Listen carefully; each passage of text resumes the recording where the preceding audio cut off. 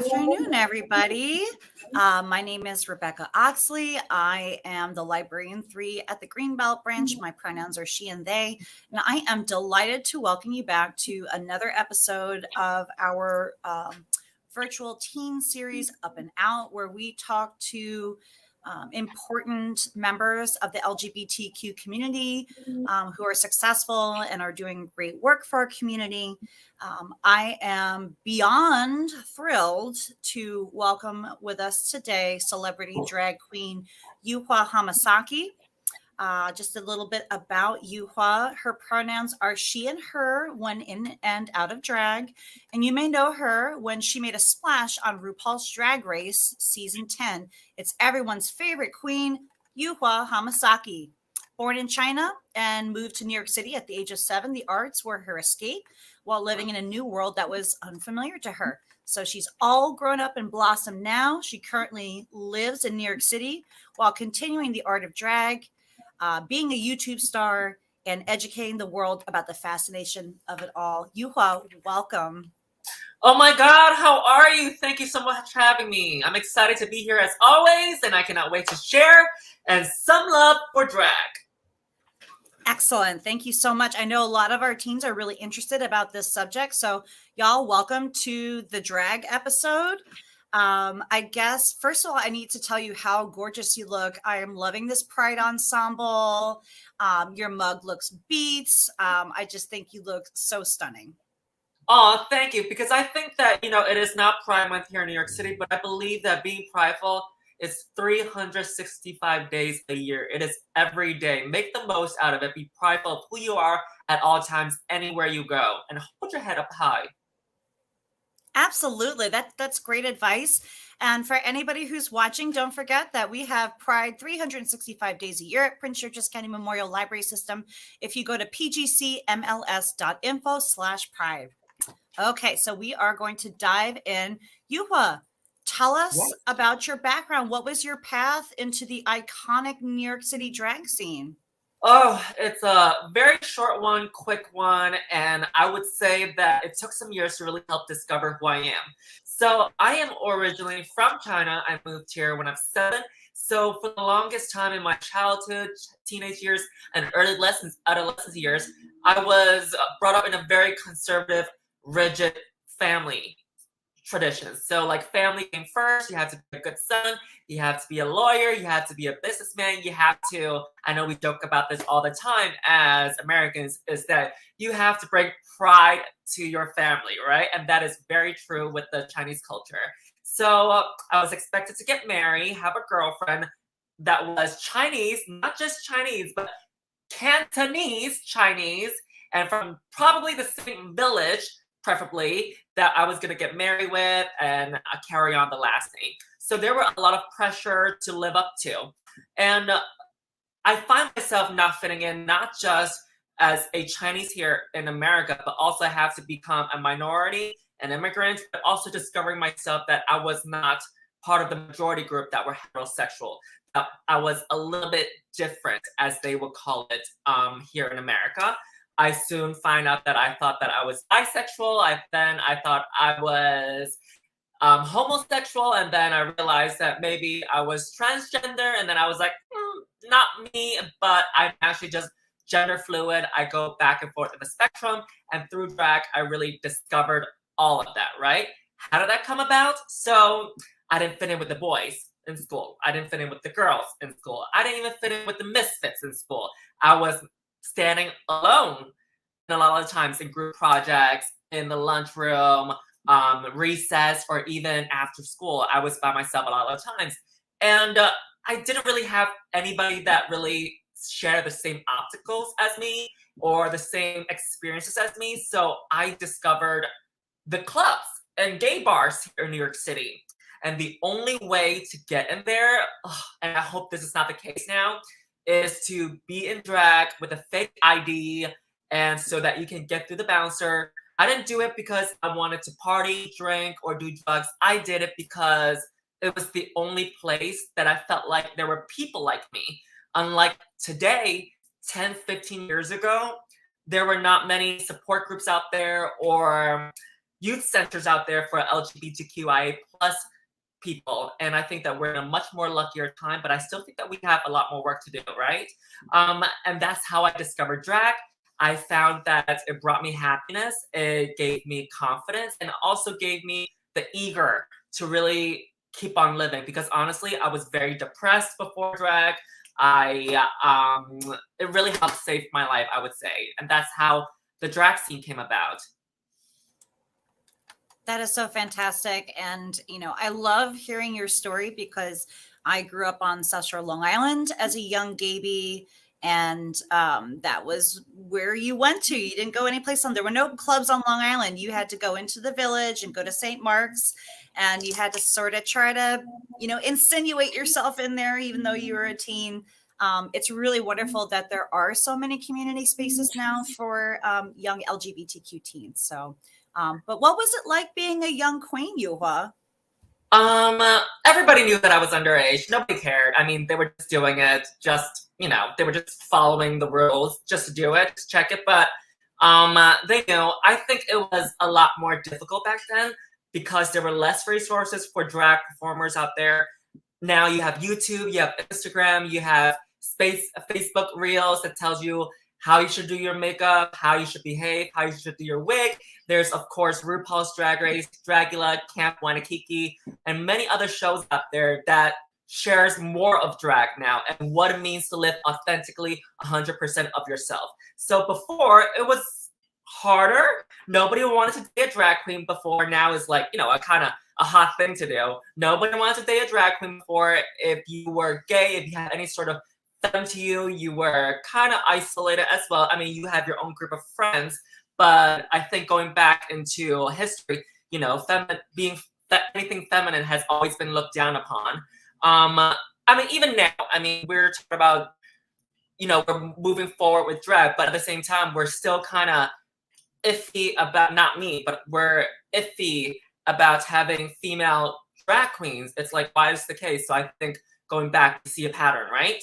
So yeah, it was harder back then, but I think everything that I learned was from trial and error, and I have no regrets about it because you started from the bottom and you climbed your way back up, and I think that's what makes you stronger as a person. And for me, a drag queen who's stronger and has seen more than, I would say, watching a YouTube video, this is the face you do, and then you try one face. But meanwhile, I tried 20 other faces before I found one that works for me. So I feel like I'm a little bit more versatile in that way.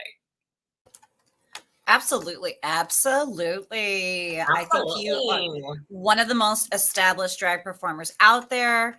And you were famously a contestant on season 10 of RuPaul's Drag Race. What was that experience like, and how did it affect your life? It affected my life drastically in a positive way. And how was that? It was amazing because for many years, I watched so many queens walk through that workroom, and it just made it legendary to be someone like me, to do drag, to walk through those doors as well. So I started doing drag before Drag Race. So again, there was no Drag Race, nothing to really look on TV that was queer, except I guess there was like Queer Eye, and the L Word, and like a lot of the times we were depicted in a way that was as a joke. So to see Drag Race, to see it being celebrated for being queer and also doing drag at the same time, I was like, wow, I want to be one of those queens that walk through those doors as well. And I did it. On their 10th season, I was very proud of myself. It gave me a stamp of approval from not just RuPaul, but the franchise, but everyone that watches the show of what I've been doing for the last 10 years before I got on the show. I mean, I've performed at different bars, different venues, traveled. I've done a lot of other small little TV stuff, and that just what's that word I'm looking for? It just solidifies it. And I would say it changed my life in a really positive way because now I'm able to share what I do, what I'm about, my values, my beliefs, aside from my drag, to so many people that I didn't get to reach to before. I mean, I'm the same person as before, but right now I get to share all the love for drag and love for humanity through it. I mean, I always wanted to become a teacher when I was younger. I didn't know how that was going to come about. I would say that I'm, being a teacher right now, except I wear a little bit more glitter, but I also still want to make sure that everybody is living their best life and being the best version of themselves that they can be. Thank you, Yuhua. Yeah, I truly feel that you are a leader out in the scene.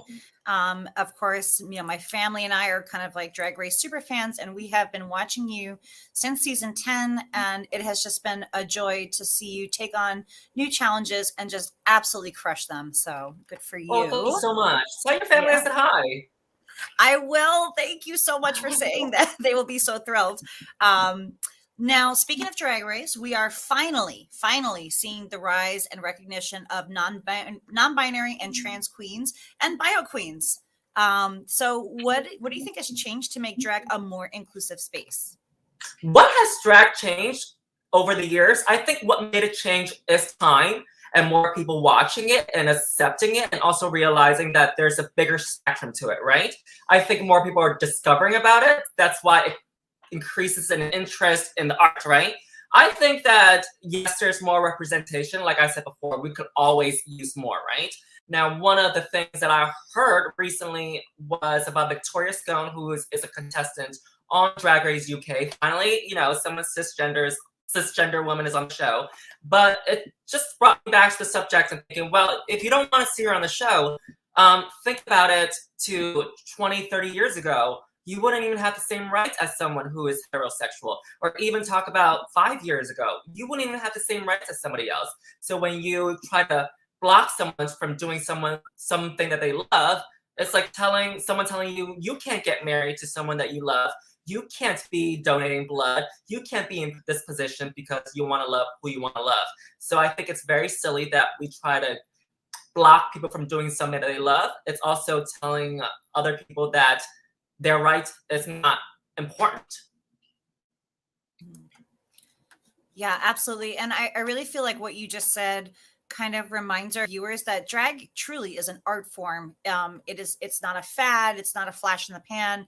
It's almost as old as humanity itself in some ways. And it has just become this, in my opinion, a high art form. I feel like it's transcended the club scene and everything else. And I agree, it's become much more open in terms of like embracing a spectrum of people rather than gatekeeping to be like, you have to be, in these little boxes to be a drag queen, or else you're not a drag, or else you're not doing drag. Definitely. And I think a great analogy that I just thought of right now to help people understand it, sometimes it could be confusing, because all they see on TV is men in drag, so it kind of confuses them. Like, how does that work? How does that even apply to women, right? Or seeing someone who's in a traditional marriage who is traditional, right? Male and female, cisgender or heterosexual. Well, how are gays and lesbians and non-heterosexuals supposed to get married? Well, think of it this way. Voting, right? Voting has always been, historically in America, for men only that were white. So think of it that way. If you are colored or non-male, you are not able to vote. So nowadays, we get everybody that is a citizen that gets to vote. So think of it in that way. We want to be as inclusive as possible. And without applying different genders to the art of drag, how are we going to progress in the art of drag? How are we going to know what we're missing if those people are not included in it, right? I wholeheartedly agree. Hard agree. And as a gender fluid queen yourself, what do you see as the future for further inclusion and diversity in the drag world? Oh, there's going to be even more. I mean, think about it this way. 15 years ago, when I first started doing drag, everybody was very pageantry. Up to gorgeous feminine makeup, sequin gown, beat it, shoes, and shoes, has to be seen through the gown. The dress has to be a certain length for it to be in a pageant. Swimsuit means up to here, proportionalized, yada, yada, yada. And as we saw in RuPaul's Drag Race Season 1 and Season 2, the queens that did well were those type of queens. And I think throughout the years from Season 3 till now, from different franchises, different seasons, different spin-offs, we saw more different variations of drag. And it really means that drag can be anything. It can be spooky, it can be campy, it can be quirky, it can be funny, it can be anything, literally anything. Most people don't even realize this. You woke up today and did drag without even realizing it, right? When you decided how you wanted to do your hair, what color shoes you wanted to wear, what outfit or what color t-shirt you wanted to wear. You were basically doing drag. Like Rupaul said, and I think it's a really important line, you're born naked and the rest is drag. We're a blank canvas. We're just painting ourselves, adding things on to show this beautiful portrait to the world of how we feel on the inside. And this is how I'm feeling today. I'm feeling very colorful and I want to display that. So that's what it is. You look like you're feeling fabulous. Thank you. If you feel comfortable, would you mind sharing with us your own journey towards self-realization as a queer person? Of course. So I kind of knew I was different, but I just never knew how different I was as a kid. So I would find myself playing with makeup, with fake wigs. The only time that I had a fake wig was when I used a t-shirt. I took it off and pretend that was my hair. I would play with it. I would pluck my eyebrows. I would watch TV shows that a lot of my female classmates would watch and my sister would watch. And I thought that that was okay, except you're not allowed to say it's okay. So I just kept doing it, but I just never really told anyone. And that's how it came about. And then when I reached my teenage and adolescence years, that's when I thought I wanted to not just be friends with some of these boys. I wanted to date some of these boys. These girls, they're beautiful, but I don't want to be holding their hand or cuddling with them. That's not me. And that's when I realized I was a little bit different, or as they call it in society back then, mentally disturbed or mentally ill at the time. So that's how it came about. And throughout the years of just really living my life the way that I wanted, I discovered that I was attracted to men. I wanted to date men. And through doing drag even more and more, I thought, well, I think there's more than just being not heterosexual, homosexual. I think I fall on a different spectrum, a different category within the LGBT branch. Wow, that's so awesome. And it's so wonderful that you had that sort of space in childhood where you didn't feel ashamed. We just sort of sensed in the 80s and 90s, like, oh, I can't talk about this. I can do it on the sly, but I can't say anything about this. It reminds me of my mom, like up in at the very top of my house, like listening to Indigo Girls records when nobody was around. Well, do you feel differently about your queerness now, as opposed to like when you were a teen? I know you just kind of did partially answer that question, but like, does it feel different to you now? Because I know a lot of young people will ask me, I really thought I was this and then I was that. And, is that okay? I think I've been the most happiest and confident in knowing myself I've ever been. We always say that, or I myself, I always say that, but maybe in 5 years, I'll even say, I didn't know myself too well back then at this point period in time, but I know myself even more 5-10 years later. So when I, started discovering myself, I thought that I was bisexual a little bit. And then I was like, no, men only. And then I was gay. And then I thought, well, there's an image that I have to live up to. You have to dress a certain way. You have to hang out with a certain group of people. And I thought that was the case. And it was hard. Although I was out, I was supposed to be free, but I still didn't feel free because there was still a standard that I have to live up to. We, often say, well, you have to come out. You'll be more free, which we'll get to later. I still think that's silly. But come out. You'll be more free. But even after being free, I still felt like I was locked in.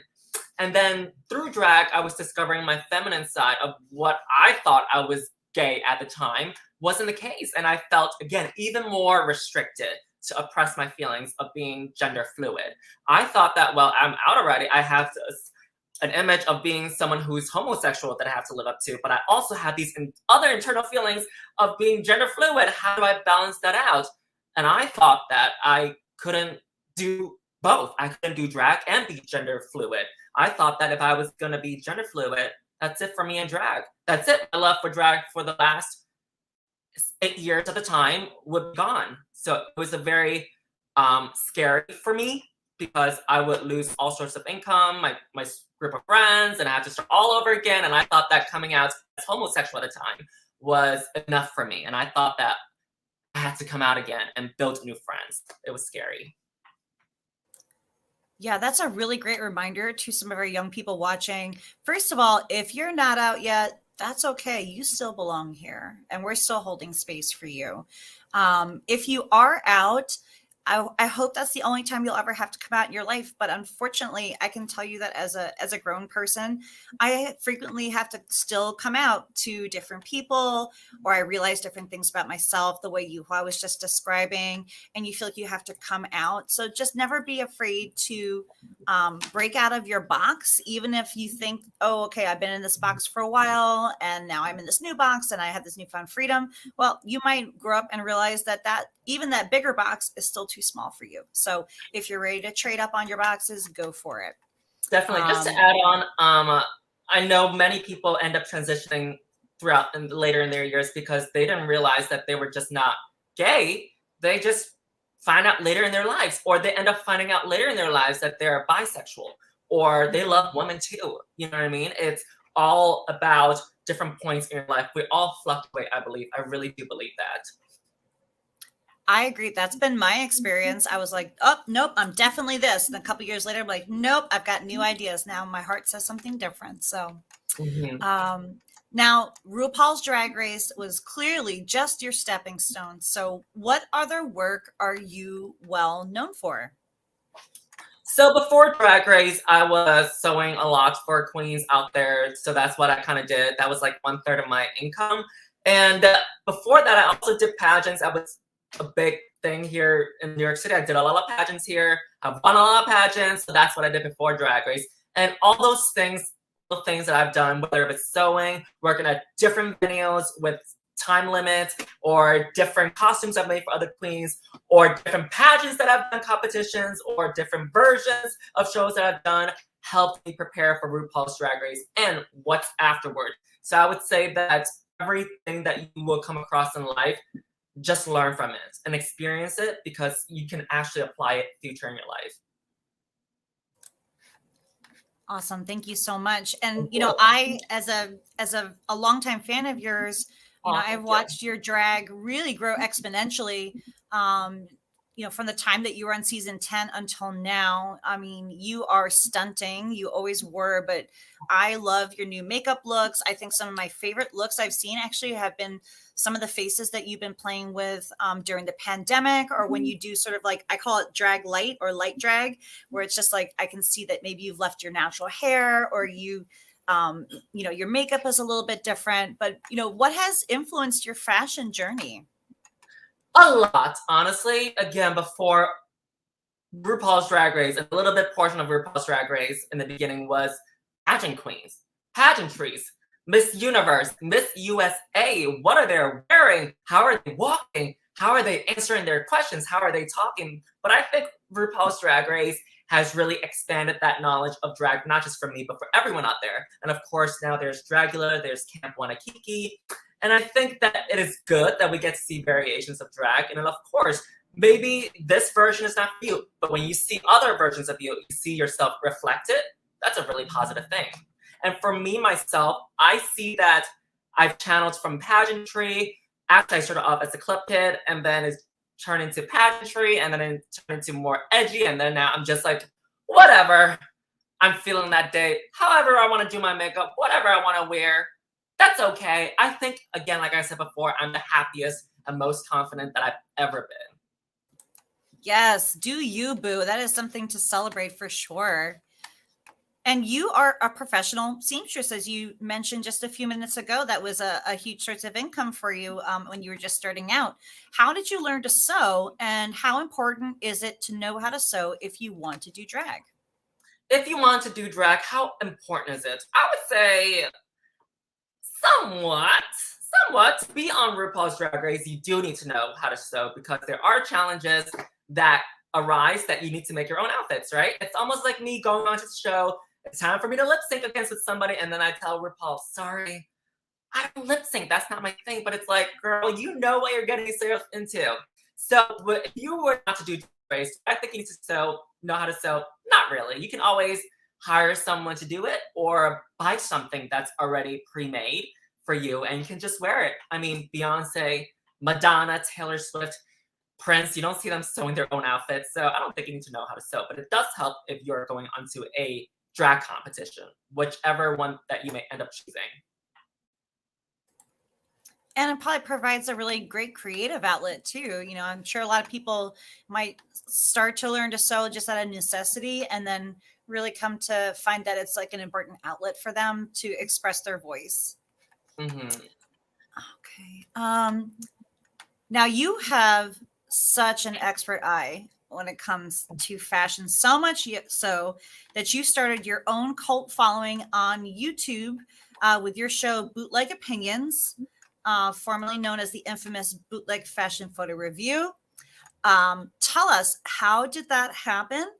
And, you know, how what was the whole rise to YouTube stardom like for you?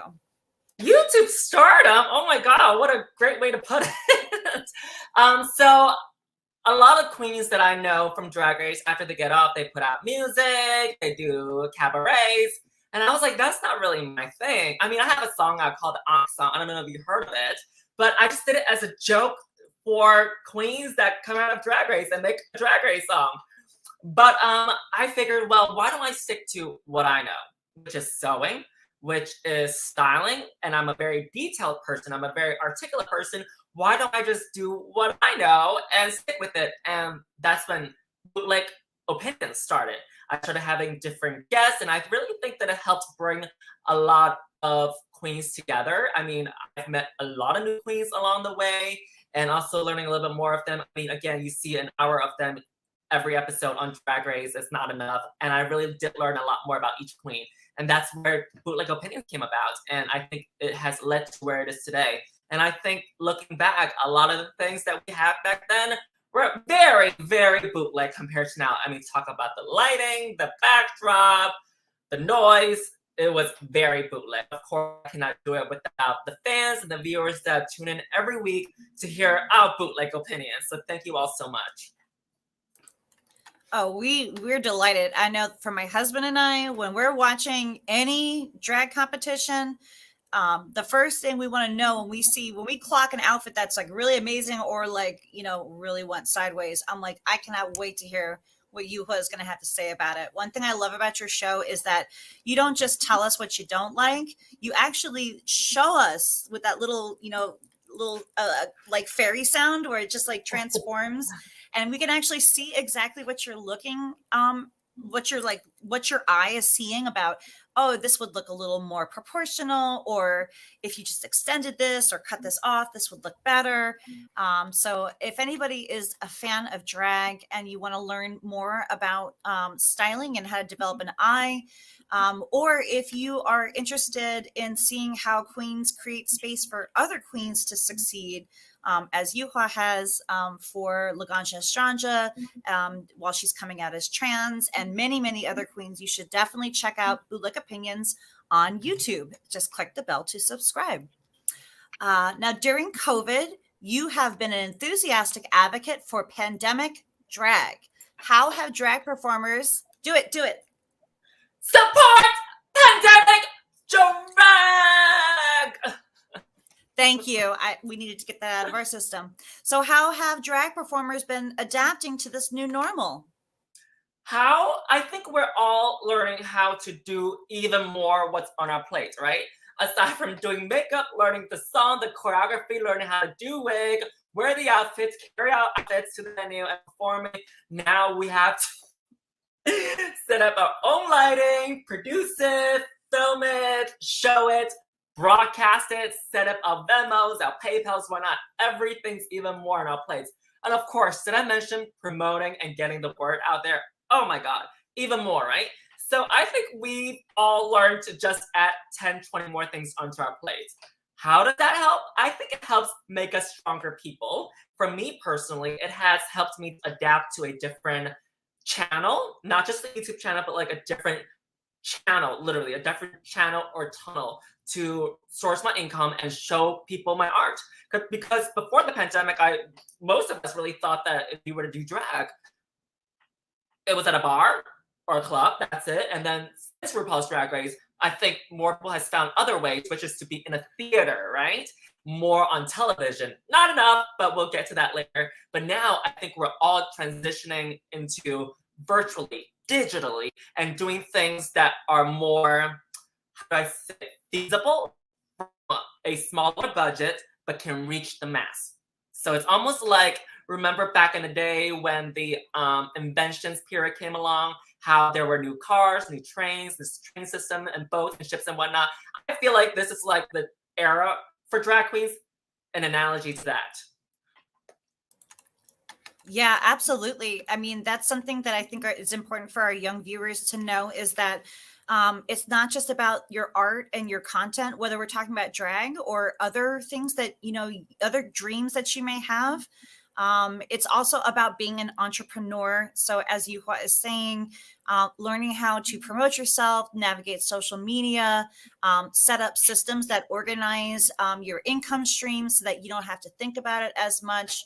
And also just constantly stepping your game up. I know that librarians, it was very tough for us when lockdown happened. We had to turn real hard and get everything that we did online. And I actually learned a lot by watching Bootleg Opinions, seeing her choose different backgrounds and up into production value and changing up how she did her sound. It helped me actually to produce better library programs.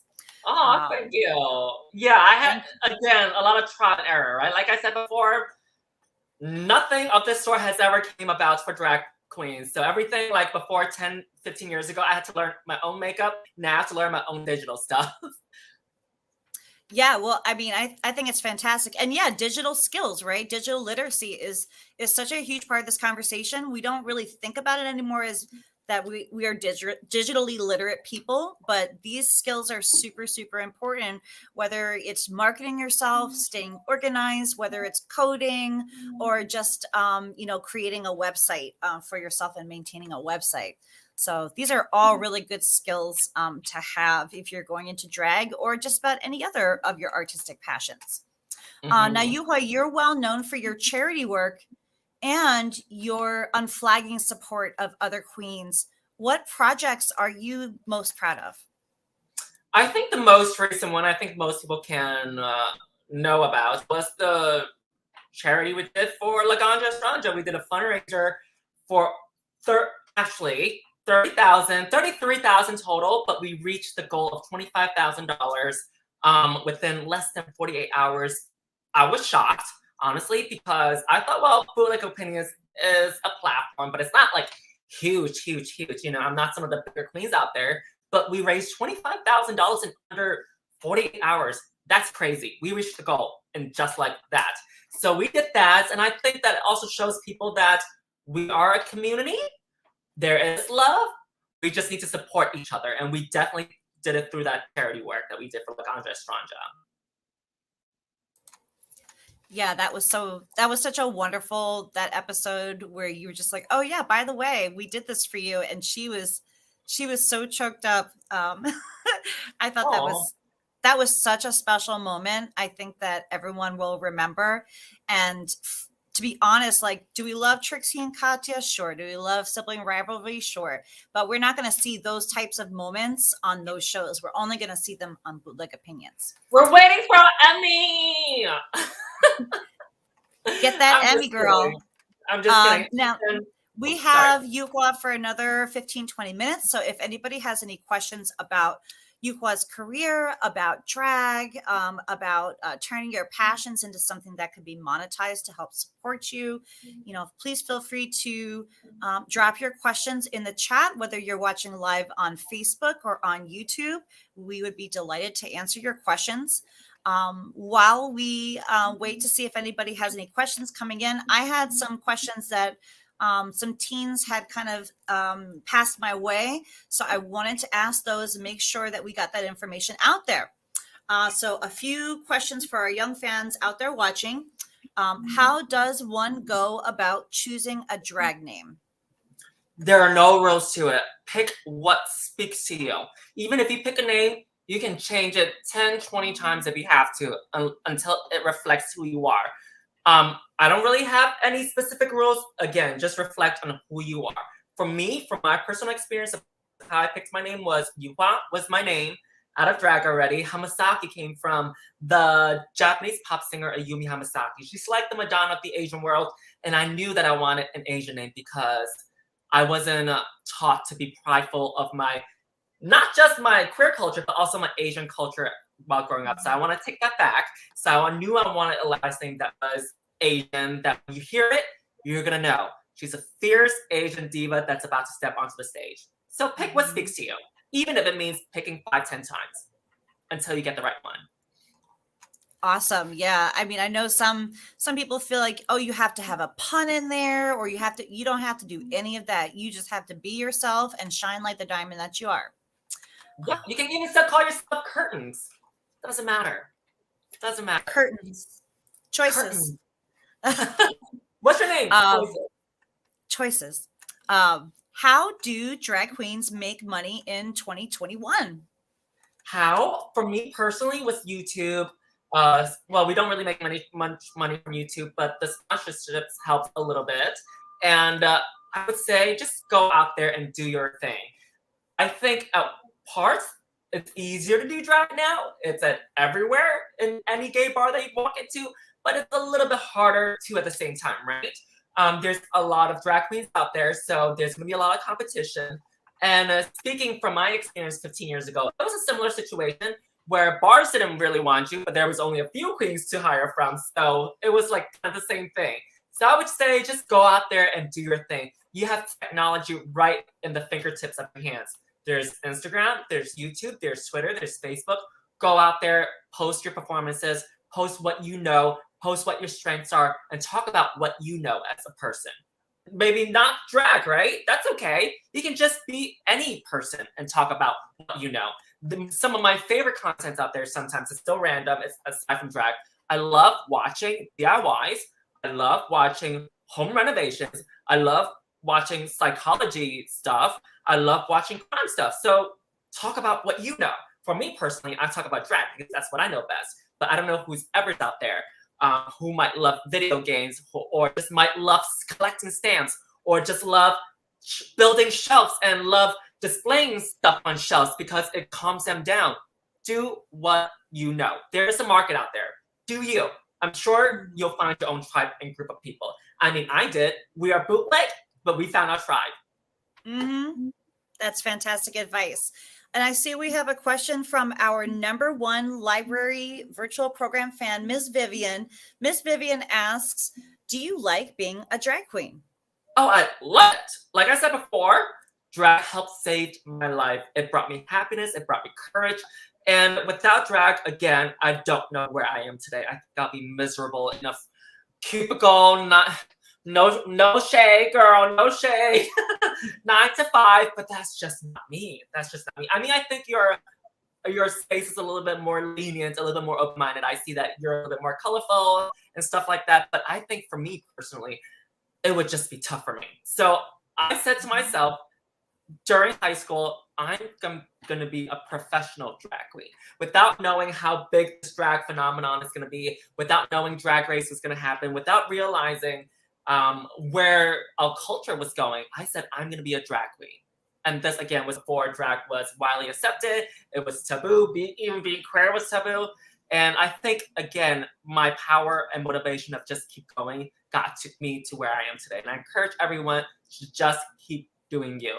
And I know it sounds very cliche. It sounds very simple. But just honestly, keep doing you and keep being you.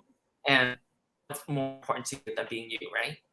Yep. No one loves you more than yourself, baby. So that is fantastic advice. Thanks, Miss Vivian, for the question. So this is a good one I've heard before. If you're a teen who's interested in drag, where should you start? I think right now, for most LGBTQIA+ youth groups out there, there are drag shows that they put on. So I would say just go out there, do it. If they don't have it, start one. That's how things get started, right? I mean, RuPaul's Drag Race didn't start from the government asking RuPaul, hey, girl, you want to start a show? No. Her team got together. They started their own thing. So if there's no LGBTQI+ group in your school or neighborhood, start one. There's so many people that need a group that you want to start. So go out there and do your thing. I think that all these questions go back to, just do your thing. Do it. Yeah, for sure. Permission to do it except you. I feel like that's sort of like the subtext of drag. It's just like, do you, boo. Like, just do it 110%. And I think that's great advice for our teen viewers. If you are in high school and you're looking for a safe space for you to be yourself, a safe and a brave and affirming space, you should ask your school librarian, your school counselor, if your school has a GSA or what we call a gender and sexuality alliance. Back when I was a little baby queer kid, they were called the gay straight alliances. Now we know it's much more broad than that. If you don't have a GSA at your school, ask your counselor how you can go about starting one. And then the library has a program called GSA Jumpstart where we can help assist you in building your GSA from the ground up. Awesome. Now, do you have any advice for teens who are interested in starting their YouTube careers or want to step up their social media game? I would say, like I said before, just do it. Talk about what you know best. What are you passionate about, right? I think the same thing we said about drag queens in this way. I want to dance like her, but I can't dance like her. I'm going to try to attempt to do it. What happens? I end up looking like a fool, right? I end up looking like a bootleg queen. So let's go out there and do you.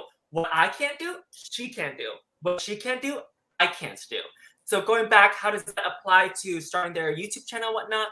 Know about what you know and talk about it. Talk about it with passion. Share it. You will find your own tribe. That is fantastic advice. It's true. There's a niche for every one of us. And what starts off as something just like that you feel compelled to do or something that comes from the heart could wind up being something that gains you notoriety or hopefully would be monetized to help support you as you go through school, through college, or as you help to get yourself established in a career or a trade.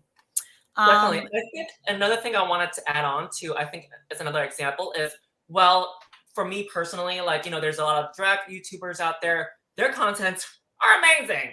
It's them doing their makeup, perfection, great setup, great editing. For us, I think we end up attracting the viewers out there who, might have a past of being awkward in social instances. And I think we really leave in those awkward moments and let people know it's okay. Even us fantastic, fabulous drag queens, we F up too. You'll be fine. You'll be fine. Things happen. It's going to be okay. We have awkward moments, silences, confusion. But you know what? We just keep going. And I think that's what really life is all about. Keep going. Mm-hmm. Yeah. And I think that's there, another group of people. Yeah. It's always good to remember, mess around and find out. If you don't F around, you're not going to find out. So, for good or for ill, you gotta give it a shot. Yuhua, where can teens find out more online about the history of drag?